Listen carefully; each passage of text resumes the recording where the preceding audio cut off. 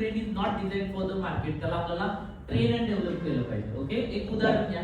तुमच्या घरामध्ये लग्नाचा सोहळा आहे आणि तुम्ही चांगले नटून थटून चालला, ते चांगला ड्रेस घातलाय सर, त्यानंतर चांगली साडी वगैरे नेसलेली आहे, कोणीतरी येऊन तुम्हाला सांगितलं सर हँडसम दिसताय, किती छान ड्रेस आहे, 9 लोकांनी तुम्हाला सांगितलं, अप्रिशिएट केलं, खूप छान वगैरे दिसताय किंवा खूप ब्युटिफुल दिसताय असं तुम्हाला कमेंट केली. आणि कोणीतरी एक व्यक्ती आला आणि तो म्हटला काय बकवास हेअरस्टाईल केलीस.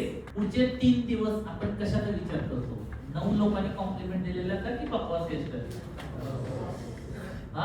Yes no. म्हणजे बघा, विचार करा, तुम्हाला तुमच्या हातामध्ये 90% ऍक्युरेसी वाली सिस्टीम दिली होती, 9 ठिकाणी तुमचं टार्गेट झाले आणि एकदा स्टॉप लॉस गेला तरी आपल्याला काय होतोय? हा त्रास होतोय. Yes or no? राईट. म्हणजे आपली अवस्था कशी आहे माहिती आहे का? तसं बघायला गेलं तर जसं 1 एकर समजा गुलाबाची शेती आहे आणि हजारो गुलाब आहे त्याच्यामध्ये, आणि म्हशीने कुठेतरी एका कोपऱ्यामध्ये शेड टाकलेला आहे आणि माशी जाऊन कुठे बसते? हजारो गुलाब सोडते, पुढे जाते शेणावरती. आणि मधुमाशी जी आहे, ठीक आहे, जर समजा हजारो ठिकाणी शेण जरी पडलं असेल आणि एकच गुलाब असेल तर पुढे जाऊन बसणार. बरोबर आहे का?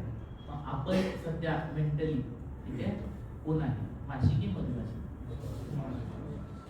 कोण आहे आपण? सगळ्यांना जायचंय मधुमाशीपर्यंत, पण आपण कोण आहे सध्या? माशी. आपली सायकोलॉजिकल लेवल माशीपासून मधुमाशीपर्यंतचा प्रवास म्हणजे स्पिरिट सायकोलॉजी. पार्टनरला सांगा. क्लिअर आहे का?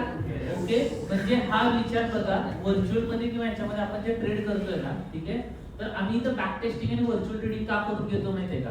तर n नंबर ऑफ एव्हिडन्सेस आपल्याकडे आहेत. ओके, उदाहरण घ्या, ठीक आहे, जसं की मी ट्रेड करायला लागलो तर बाय कसे बिल्ड होते muscle memory, target stop loss, target stop loss कमवल्यानंतर जेवढा आनंद होतो ना, त्याच्या तुलनेमध्ये 1 लाख रुपये लॉस झाला ना, 10 पटीने जास्त पेन होतो. ओके, कारण की हे आपल्याला लहानपणापासून असं तयार केलेलं आहे. तिथून आपल्याला काय करायचं आहे?